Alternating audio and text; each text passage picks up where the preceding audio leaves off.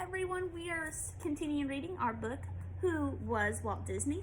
And we are on Chapter 5, Hollywood.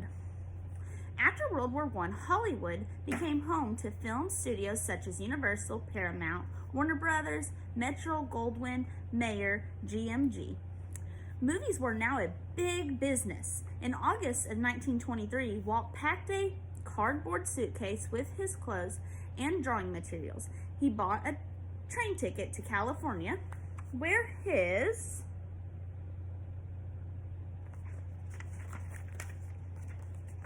older brother Roy was already living. Walt moved in with an uncle, paying a few dollars a month for a room and a board. Walt had big dreams for himself, but he certainly didn't look like much of a success. He was stick-thin, wore shabby clothing. He stiffled himself up as best as he could and went to every movie studio in town. Nobody offered him a job, so he went back to his old idea of making and selling cartoons. In October, he finally got a break. A woman named Margaret Winkler saw and liked what Walt had done in Alice's Wonderland. She agreed to pay Walt for a series of Alice cartoons, which she would sell to theaters. This was a terrific news, except for one thing. Walt had only 3 months to make a new film. His young actress, Virginia Davis, still lived in Kansas City. Also, Walt needed money to make the movie. He didn't even have a movie camera, much less a studio or artist to work with him. Walt turned to his brother Roy for help. Roy was 8 years older than Walt. Unlike Walt, Roy was practical. He had a good head for business, so the two formed the Disney Brothers Studio. With a loan from their uncle and some money from their parents, Walt and Roy set up shop in a small office in Kingswell Avenue. Walt bought himself a movie camera, and he persuaded Virginia Davis and her family to move to Hollywood. At first, Walt did all the creative work in the studio. He thought of the story for each of the Alice movies. He directed his child star. He drew all the cartoon characters and put the live action and animation together. He worked so hard that his first film was finished ahead of schedule. But making a whole series of Alice films was too much work for one man, so Walt hired 3 men to operate the cameras and help with the animation. He also hired 3 women to ink the paint, the black and white cartoon drawings. One of the young women was small and pretty.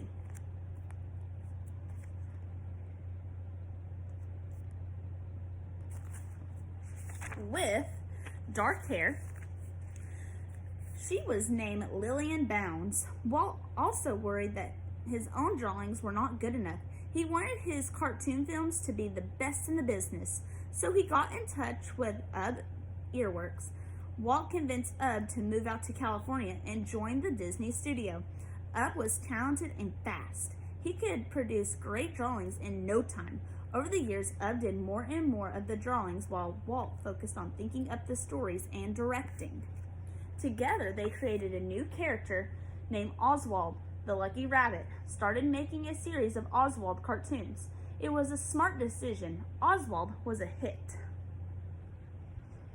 The studio began selling cartoons on a regular basis. Business was so good, in fact, that Walt and Roy moved to bigger offices on Hypersian Avenue. And Walt changed the name of the company. Instead of Disney Brothers Studios, he wanted it to be called Walt Disney Studios.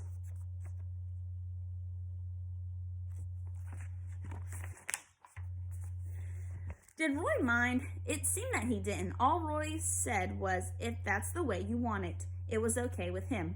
After all, Walt was the one making the cartoons. Walt was under a lot of pressure now. He had to make a lot of Oswald cartoons and do it quickly.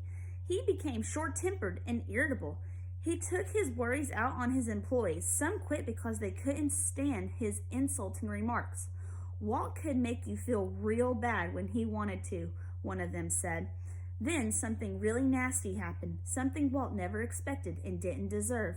A man named Charlie Mintz, whose company was buying Oswald the Lucky Rabbit cartoons, hired away most of Walt's artists. Mintz decided that he didn't need Walt anymore. With Walt's own artists, he could make and sell Oswald cartoons without Walt Disney Studios.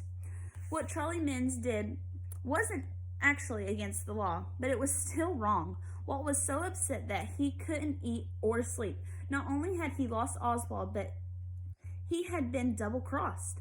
The only way he could save his business was to create another cartoon character, an even better one than Oswald. Walt worked like a mad on a new idea and kept it a secret. Only a few people, Ub, who did the drawing, Roy, who was always loyal to his brother, and Lillian, who inked the drawings, knew about the new character. The new character was going to be a mouse. Chapter 6. A Mouse Named Mickey. Lillian Bounds was from Idaho. She had moved to Hollywood in 1923. She was 26 years old. Her boss, Walt, liked her spunky nature.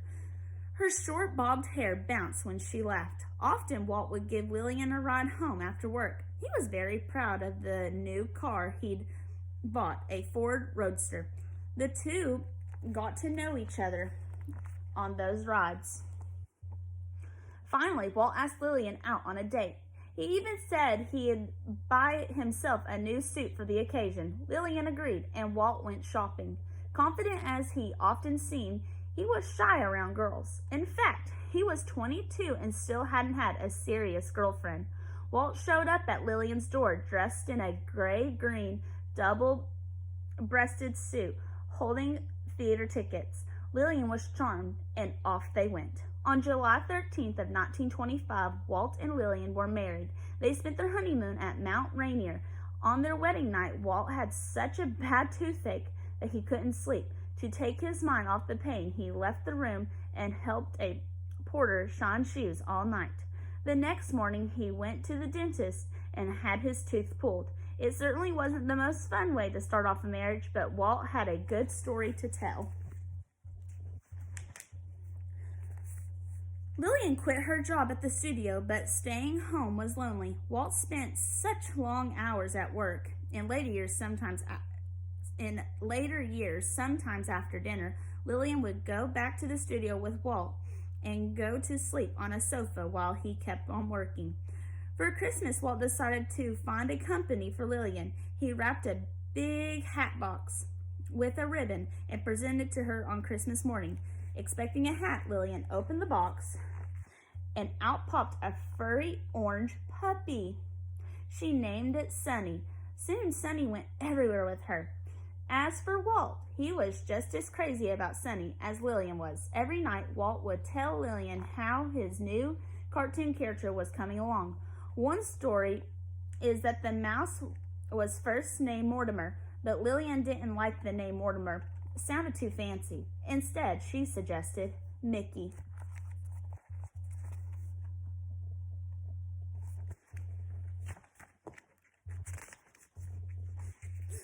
No one can be sure if the story is exactly true. Walt often stretched the truth to make a story more interesting, but one way or another, the new cartoon character got the name Mickey Mouse.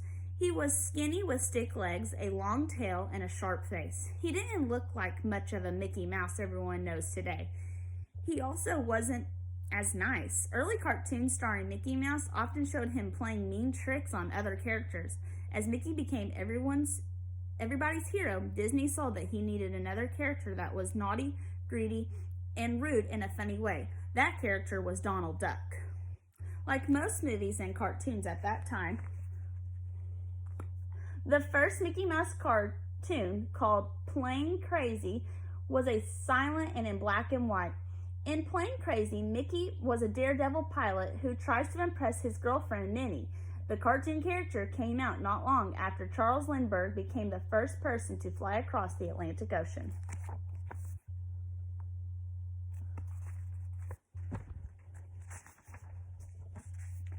Mickey Mouse is so hugely popular today that it is hard to believe that Walt had no luck selling his first two Mickey cartoons. But it's true, no theater wanted to show Walt's mouse cartoons. Never one to give up, Walt asked himself what would make Mickey more exciting. His answer was sound. The first movie with sound came out in 1927. It was called The Jazz Singer and starred a popular actor named Al Joslin, but as of yet, there had never been a cartoon with sound. If Walt could do that, it would certainly grab the attention of audience. In Steamboat Willie, Mickey Mouse whistles. His girlfriend Minnie says, "Yoo-hoo!" There was also music and other sound effects like doors slamming. Steamboat Willie was by far the best sound cartoon of its time. The manager of the Colony Theater in New York City agreed to show it, and audiences loved it. Soon, other theaters started showing it. Walt quickly added soundtracks to his 2 earlier Mickey cartoons and now was able to sell them to theaters as well. For later cartoons, Walt recorded himself doing the voices of both Mickey and Minnie.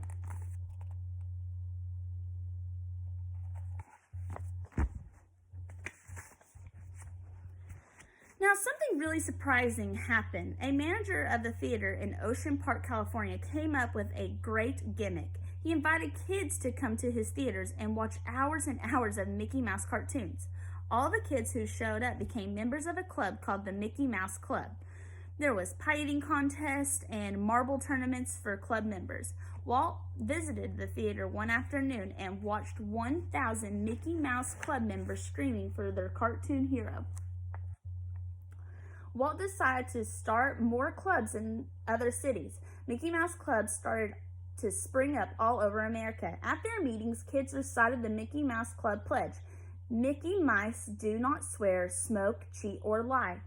There were also a special club song. The Mickey Mouse clubs made Mickey Mouse cartoons even more popular, and the cartoons made even more kids want to join the Mickey Mouse Club. Soon, a Mickey Mouse cartoon strip drawn by Ub Earworks was appearing in 40 newspapers around the country. Kids went crazy buying the Mickey Mouse dolls, buttons, pencils, toothbrushes, and books. Walt had done something new, something big, just as he always hoped he would. And it was just the beginning. And that is the end of chapter 6. Thanks for listening.